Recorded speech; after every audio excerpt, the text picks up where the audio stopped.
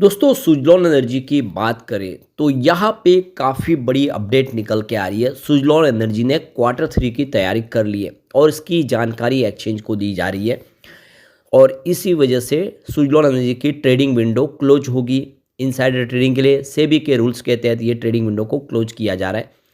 अब आप देख सकते हो कि यहाँ पे ईडी की तरफ से भी कार्रवाई हुई थी सुजलॉन पे, उसका कुछ असर भी निगेटिव देखने को मिला, लेकिन सुजलॉन ने अपना जवाब भी दिया है कि पूरा मामला खत्म हो चुका है।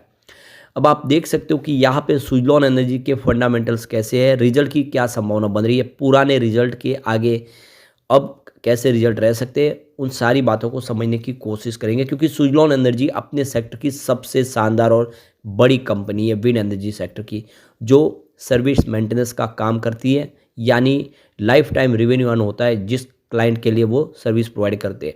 ऐसे में क्या आने वाले समय ये कुछ बेहतर होगा, जानने की कोशिश करेंगे इस वीडियो के माध्यम से। लेकिन फ्रेंड्स उससे पहले अगर आप पहली बार हमारे चैनल पे आए तो चैनल को सब्सक्राइब कर दीजिए, एक बेल आइकॉन दबा दीजिए ताकि जब भी नया वीडियो बने पहला नोटिफिकेशन आपको मिले। वीडियो पसंद आए तो लाइक से ज़रूर कीजिए। चलो फ्रेंड्स वीडियो स्टार्ट करते हैं। मैं हूँ आपका दोस्त SB दवे और हमारे अपने चैनल ऑनलाइन कमाई में आपका बहुत बहुत स्वागत है। तो सबसे पहले सुजलॉन के कारोबार की बात कर ले तो स्टॉक की शुरुआत तो आज पॉजिटिव हुई 64.99 पर, क्लोजिंग परसों की 64.87 के आसपास थी। तो शुरुआत पॉजिटिव हुई क्योंकि बाजार भी शुरुआत के साथ पॉजिटिव खुला, लेकिन उसके बाद बाजार में गिरावट का माहौल भी बना जिसकी वजह से इसने 63.87 का लो बनाया। लेकिन जो इंट्राडे का हाई है वो 65.15 का, इसका मतलब दोनों तरफ का माहौल बना, कुछ गिरावट भी हुई और दिन में तेजी भी बनी, लेकिन अंत में क्लोजिंग गिरावट के साथ रही क्योंकि बाजार ने साथ नहीं दिया, जिसकी वजह से 64.21 के आसपास गिरावट के साथ क्लोजिंग रही, 1.02% की गिरावट के साथ। अब इसकी परफॉर्मेंस अगर आप देखें तो देख सकते हो कि यहाँ पे 12 दिसंबर तक गिरावट हुई थी, उसके बाद 13 से लेकर 17 दिसंबर 3 दिन इसमें हमने तेज़ी देखी, पॉजिटिव क्लोजिंग देखी है। 17 दिसंबर के बाद स्टॉक के अंदर फिर गिरावट का दौर शुरू हुआ, 4 दिन लगातार गिरावट हुई, यानी 18 दिसंबर से अगर आप देखें तो 23 दिसंबर तक स्टॉक गिरा, जिसकी वजह से जो स्टॉक 67 के आसपास पहुंचा था वो वापस 63 तक आया। उसके बाद 24 दिसंबर को परसों हमने इसमें एक अच्छी तेज़ी देखी थी, स्टॉक फिर लगभग 65 के आसपास आया, आज फाइनली इसमें फिर गिरावट हुई। तो स्टॉक अभी फिलहाल दायरे में ही ट्रेड कर रहा है। तो यहाँ पे जो बड़ी अपडेट निकल के आ रही है, सुजलॉन एनर्जी ने एक्सचेंज को जानकारी दी है। तो कंपनी ने कहा है कि कोड ऑफ कंडक्ट के जो रूल्स बने हुए सेबी के, उसके तहत अब कंपनी अपनी ट्रेडिंग विंडो को क्लोज करेगा क्योंकि कंपनी ने क्वार्टर थ्री की तैयारी कर ली है और इनसाइडर ट्रेडिंग को रोकने के लिए सेबी ने जो रूल्स बनाया है, जिसके तहत कंपनी के जो भी बोर्ड्स के मेंबर है या कंपनी के प्रमोटर है, कंपनी के एम्प्लॉयज हैं, उन सब के लिए ट्रेडिंग विंडो क्लोज हो जाएगी। अब ये देख सकते हो कि रिजल्ट बन चुका है, तो दिसंबर एंड होगा। अब 1 जनवरी 2025 से अब भी इसकी ट्रेडिंग विंडो क्लोज हो जाएगी इनसाइडर ट्रेडिंग के लिए, और ये ट्रेडिंग विंडो तभी खुलेगी जब कंपनी अपना क्वार्टर थ्री का रिजल्ट डिक्लेयर कर देगी, उसके 48 घंटे के बाद ही नॉर्मल ट्रेडिंग हो पाएगी। तो ट्रेडिंग विंडो बिल्कुल क्लोज है, अंतिम 31 दिसंबर तक यहाँ पे ट्रेडिंग कर सकते हैं। उसके बाद 1 जनवरी से ट्रेडिंग विंडो सेबी ने यहाँ पे रुकवा दी है। आप देखो कि सेबी का रूल्स है, तो अब ये ट्रेडिंग विंडो सीधा अब आने वाले समय रिजल्ट में ही खुलेगी। इसका मतलब कंपनी ने अपने क्वार्टर थ्री के रिजल्ट की तैयारी कर ली है। इसकी जानकारी देने का मतलब यही है कि कंपनी का रिजल्ट बिल्कुल बन चुका है, क्योंकि एक बार रिजल्ट बनने के बाद उसकी जानकारी होती है कंपनी के इनसाइडर के लिए और उसका कुछ गैर फायदा न उठा ले, इसीलिए सेबी ने रूल्स बनाया हुआ है, जिसकी वजह से अब ये ट्रेडिंग विंडो क्लोज होती हुई दिखाई देगी। दूसरी तरफ देखें तो ईडी ने जो मामला बनाया है, ईडी ने यहाँ पे 20 लाख रुपए का जुर्माना लगाया सुजलॉन एनर्जी पे।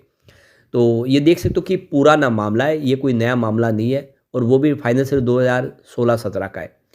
तो ये देख सकते हो कि सुजलॉन इंटरनेशनल ग्लोबल कंपनी, उसको लेकर ये सुजलॉन विंड इंटरनेशनल लिमिटेड का मामला है कि जिसका अब मर्जर हो गया सुजलॉन एनर्जी में, तो इसे पूरा मामला सुजलॉन के पास आ गया।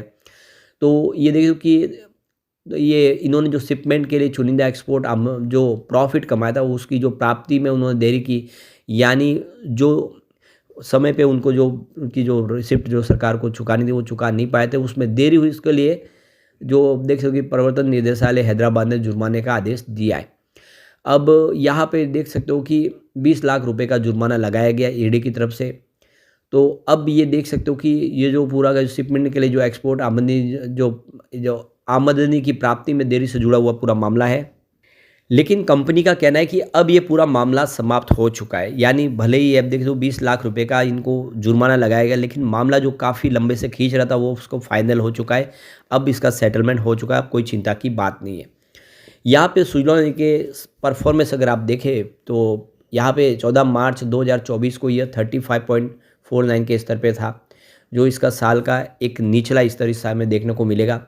निचले स्तर से 6 महीने में 142% का ज़बरदस्त जंप के साथ 12 सितंबर 2024 को यह 86.04 पर चला गया था, यानी काफ़ी ज़बरदस्त रिटर्न दिया।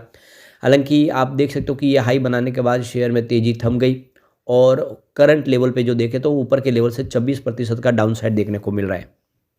वैसे सुज़लॉन एनर्जी में एफआई लगातार अपनी खरीदारी बढ़ा रहे, हर क्वार्टर में उनका निवेश बढ़ रहा है और इसके पीछे सबसे बड़ी वजह कंपनी का बढ़ता हुआ बिजनेस। कंपनी डेट फ्री हो चुकी है, कंपनी के पास बहुत मजबूत ऑर्डर बुक है, करीब 5 गीगावाट के ऊपर की ऑर्डर बुक है, यानी कंपनी उसको आने वाले समय 2 साल में कंप्लीट करेगी और बहुत सारे सरकारी टेंडर हासिल हो सकते हैं। कंपनी को अभी मौका बहुत ज़्यादा है, सरकार नए टेंडर्स लाने जा रही है, अलग अलग सरकारी एजेंसियों की तरफ से टेंडर शुरू हो चुके हैं और एनटीपीसी का एक बड़ा टेंडर इसको ऑलरेडी मिल चुका है।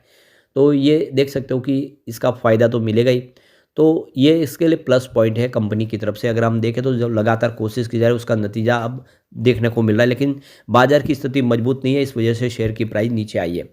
अब अगर हम बात करें रिजल्ट की, तो पिछले अगर रिजल्ट हम देखें दो, Q1 और Q2 की बात कर ले।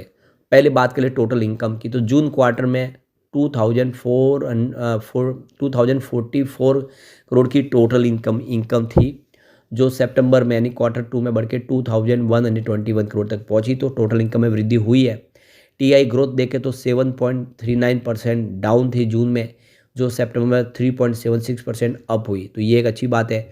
टोटल खर्च की बात करें तो 1697 करोड़ का खर्च था जून में, जो सितंबर बढ़ के 1863 करोड़ तक पहुंचा। टी ग्रोथ अगर देखें तो 11.15% डाउन था जून क्वार्टर में, सितंबर में 9.80% अप हुआ। एबिटाडा देखें तो 347 के आसपास था जून में, जो सितंबर में 257 करोड़ तक पहुंचा। एबिटाडा कमी हुई है। एबिटाडा ग्रोथ देखें तो 16.76% अप था जून में, जो सितंबर में 25.76% डाउन हुआ। एबिटाडा मार्जिन में कमी आई है। अब पीएटी की बात करें, प्रॉफिट आफ्टर टैक्स, तो 302 करोड़ के आसपास बना था। देख सकते हो कि Q1 में जो Q2 में कम होकर 200 करोड़ के आसपास है। लेकिन बात यह है कि इसको हम अगर ईयर ऑन बेसिस पे देखें तो डबल हुआ, क्योंकि पिछले एक साल पहले 100 करोड़ के आसपास ही प्रॉफिट था कंपनी का।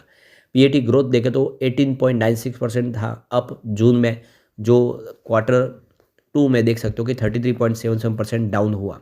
एबिटाडा मार्जिन 16.97% था, जो सितंबर में 12.14% के आसपास है। नेट प्रॉफिट मार्जिन की बात करें तो 14.79% के आसपास, तो जून क्वार्टर में, जो सितंबर में 9.44% हुआ।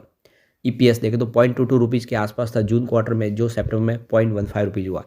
तो देख सकते हो कि ऐसे तो जून के मुकाबले सितंबर थोड़ा सा कमज़ोर जरूर है। इस बार आशा है कि रिजल्ट में जो कमी रह गई वो पूरी हो जाएगी।